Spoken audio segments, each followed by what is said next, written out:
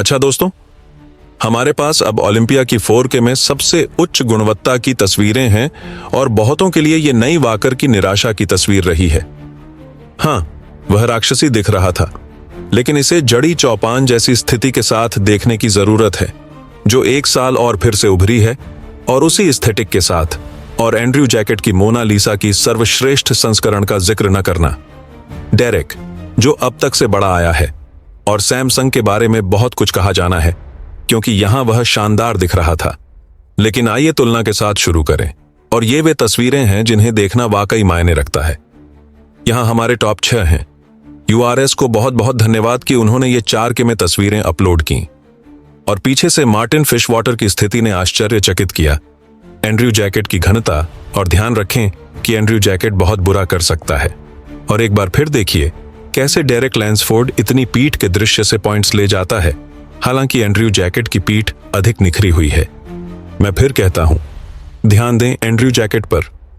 फिर हमारे पास ट्राइसेप्स की पोज है, जहां मैं कहूंगा कि यहां यह देखा गया है कि निक अपनी सर्वोत्तम स्थिति पर नहीं पहुंचा। देखिए कैसे उनका पेट धुंधला हो गया और कैसे उनके पास बदलाव नहीं है। कैसे मार्टिन फिटवाटर की टांग है और डेरेक कितना बड़ा है। वह ऊपर से छाती, कंधा, बाहों में खुद निक वाकर से भी अधिक पंप्ड था। यह एक परेशानी है क्योंकि एंड्रयू जैकेट ये पोज हमेशा खो देता है। दूसरे कॉल आउट में गुडबिटो ने आश्चर्यचकित किया, लेकिन 4K में यह देखते हुए यह स्पष्ट है कि इन सभी में सबसे अच्छी स्थिति टोनियो बार्टन की थी। बहुत अच्छा फिजिक टोनियो, लेकिन गुडबिटो की टांगें और उनका विस्तार प्रभावशाली हैं। मेरी राय में उन्होंने ताबानी को पीछे छोड़ दिया। और देखिए यूएस कैसे निकला है। यूएस के साथ क्या हुआ? दुर्भाग्य से उसका आकार कम रह गया। लेकिन हे भगवान, मिस्टर ओलंपिया ने हमें एक शानदार पल दिया। यूएस ने रुबिल मोस्केरा के बगल में पोज किया। सच कहूं तो रुबिल की एक टांग, जैसा मैं कहता हूं, यूआरएस की दोनों के बराबर। रुबिल में स्थिति कम थी, लेकिन अगर कभी वह सही स्थिति में आए तब क्या तबाही कर सकती है। लेकिन ओपन की बात करें, देखो इस एलजेड में यह स्पष्ट है कि न्यू वाकर पूरी तरह बाहर है, जबकि एंड्रयू जैकेट का पूरा पेक्टोरल उभर रहा है। सैमसन यहां अभी भी अच्छी तरह टांगें बनाए रखे हुए था। न्यू वाकर की टांगें बिना कट्स की, बहुत कम गहराई के साथ। इस पोज में कमर बहुत बड़ी दिखती है। मुझे लगता है कि सैमसंग के साथ एक समस्या यह हुई है कि हम उन्हें व्यक्तिगत प्रस्तुति में बहुत अच्छी तरह से देखे थे। वह शुरुआत में बेहद अच्छे लगे थे। वास्तव में लाइव प्रसारण में उन्होंने हमें चौंका दिया था। लेकिन जैसे जैसे प्रतियोगिता आगे बढ़ी, उन्होंने एक पतली पानी की परत निकालना शुरू कर दिया, जो उनके खिलाफ काम कर सकती है, और उन्होंने टांगों में कुछ स्थिति खोना शुरू कर दिया। और आप जानते हैं कि बॉडी बिल्डिंग में मूल्यांकन तुलनात्मक होता है, न कि एक व्यक्तिगत छवि में। इसलिए आप देखेंगे कि सैमसंग जैसे जैसे प्रतियोगिता आगे बढ़ेगा, स्थिति खोता गया। और मुझे बहुत प्रभावित करता है कि डेरेक ने कितना आकार डाला है। वास्तव में मैं जानता हूं कि वह सभी में सबसे बेहतर स्थिति वाला नहीं है, लेकिन इस साइड चेस्ट में मांसपेशीय मांस के स्तर पर वह सैमसंग के स्तर पर है, और ऐसा पिछले वर्ष नहीं था। जैसा कि जापान हमेशा की तरह पिनस्ट्रोक और शानदार एस्थेटिक के साथ संभवतः सामने से रात की सबसे अच्छी स्थिति, लेकिन फिर वह 2023 की झलक हमें दिखाता है। ज्यादा चौपान की पीठ उस अर्थ में थोड़ी धुंधली है, डेरेक उसे हरा देता है, लेकिन मुझे सैमसंग ने बेहद सुखद तरीके से चौंकाया है। यहां यह दिखता है कि सैमसंग ने आकार खोया है।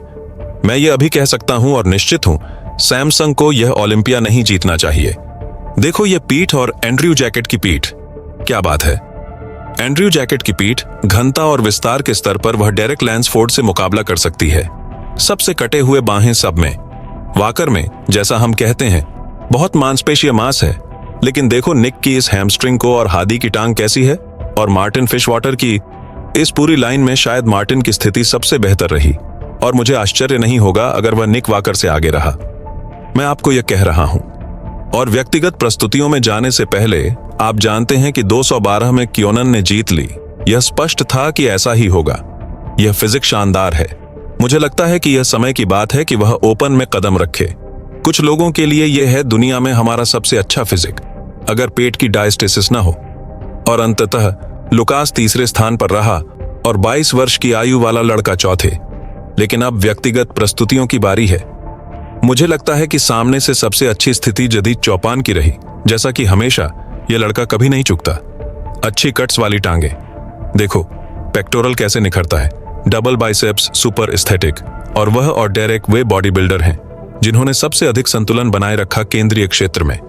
इसलिए डेरेक को विशेष रूप से देखना रोचक है, क्योंकि कुछ लोग यह मानते हैं कि उस स्थिति के साथ वह नहीं जीत सकता, और यह सच हो सकता है। यदि चौपान को सामने देखकर वह थोड़ा कम पड़ जाता है, लेकिन मैं आकार पर जोर देता हूं। यह एक पागलपन है कि वह कितना बड़ा दिखता है, भले ही इन बाइसेप्स में विभाजन न हो। हालांकि जो हमेशा डेरेक के साथ होता है, सामने से जो पॉइंट्स वह खोता है, उन्हें वह पीठ, यहां तक कि साइड से वापस जीतना शुरू करता है। मुझे इस साइड चेस्ट में यह देखकर पागलपन हो गया कि पेक्टोरल बांह कितनी बड़ी दिख रही है, और साइड चेस्ट में सुधार। टांग अपनी स्थिति से बिंदु जीतती है जब इसे साइड से पोज करते हैं, और यहां डेरेक अभी भी एक पागलपन है। दिलचस्प है, जिसने सबसे अधिक पीठ से सामना किया, मैं कहूंगा वह एंड्रयू जैक है, जिसके बारे में बात करनी ही होगी।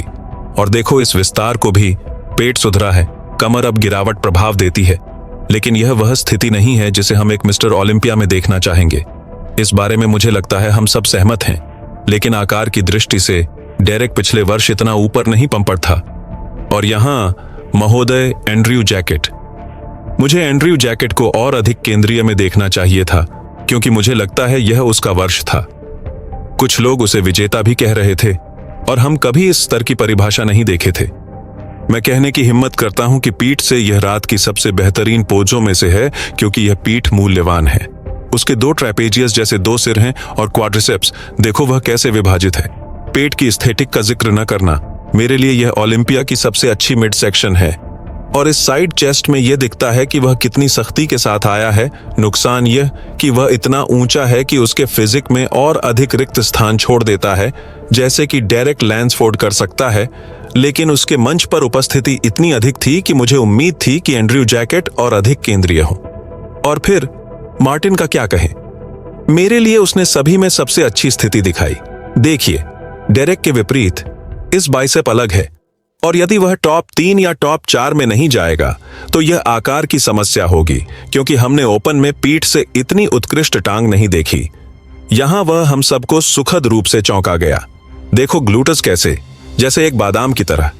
और मैं निष्पक्ष होने के लिए कहता हूं, इस रात के प्री जजिंग में इस फिजिक ने कम से कम निक वॉकर से आगे रहने का हक था, स्थिति के कारण। यह सब फाइनल्स की प्रतीक्षा में है। आप जानते हैं कि 24 घंटे में एक फिजिक बहुत बदल सकता है, विशेष रूप से जो सैमसंग के साथ हुआ। मुझे लगता है यहां यह देखा जाता है कि उसने पसीना बहाना शुरू किया, वहां उसने बाहों में विभाजन खोना शुरू किया, और देखो कैसे पसीने की एक रेखा दौड़ रही है, और पेक्टोरल में टिंट धुंधला हो रहा है। यह हादी चौपान में नहीं होता था, और यह एक पागल तस्वीर है, कैसे बिना वसा पेट हमेशा उभरता है। एंड्रयू जैकेट के साथ भी ऐसा, हमने कभी ऐसा पेक्टोरल नहीं देखा, टांगों में भी नहीं। और जबकि शुरुआत में सैमसंग ने हमें चौंका दिया, क्योंकि उसने आकार बलिदान करने की रणनीति अपनाई थी ताकि पेट नियंत्रण में रहे। मुझे लगता है कि उसने पिछले वर्ष की तुलना में स्थिति बिगाड़ दी है।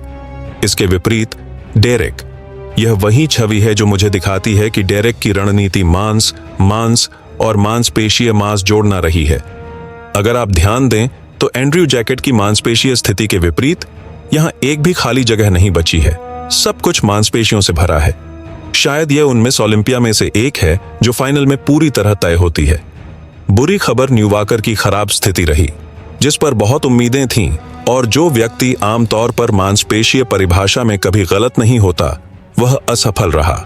और अगर निक वॉकर मांसपेशीय परिभाषा में फेल हो जाए तो समस्या क्या है? समस्या यह है कि उसके पास केवल 2 चीजें हैं, मांसपेशियों की मात्रा और शारीरिक स्थिति, क्योंकि उसकी एस्थेटिक सौंदर्य शास्त्र नहीं है। हम जानते हैं कि अभी भी उसके पेट की स्थिति दुनिया की सबसे अच्छी नहीं है, खासकर इन ट्रांजिशंस में जिन्हें हम यहां देख सकते हैं। इसलिए इस हैंडीकैप और उसकी टांगों की सीधी संरचना के साथ अगर उसकी शारीरिक स्थिति फेल हो जाए तो निक वॉकर मुकाबला नहीं कर सकता, और यही हकीकत है। यहां तक कि देखिए निक की टांग और एंड्रयू की टांग का आकार में अंतर, और एंड्रयू की टांग की तुलना खुद सैमसंग की टांग से भी कीजिए।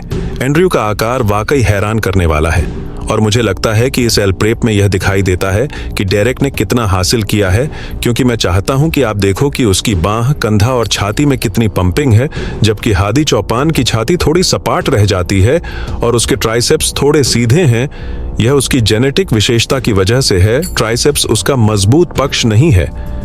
यहाँ साइड से देखें, जाद चौपान मुझसे सबसे परिष्कृत लगते हैं परिभाषा में, मार्टिन को छोड़कर। लेकिन इस ओलंपिया में डेरेक की खासियत उसका आकार है, क्योंकि डेरेक सच में चौपान से बड़ा है। तो हम क्या अंक दें, वह आकार या स्थिति? क्योंकि फिर हम डेरेक को पीठ से देखते हैं और मेरे लिए यह निश्चित है कि यह सभी में सबसे अच्छी पीठ वाली पोज है। सैमसंग पीठ से कमजोर दिख रहा है और एंड्रयू जैकेट वाकई अद्भुत है। इसलिए इस ओलंपिया में बहुत बदलाव होने वाला है। इतना कहने के बाद मुझे कमेंट्स में अपनी राय बताइए, मुझे पढ़कर खुशी होगी। और फिर मिलते हैं क्लासिक के साथ।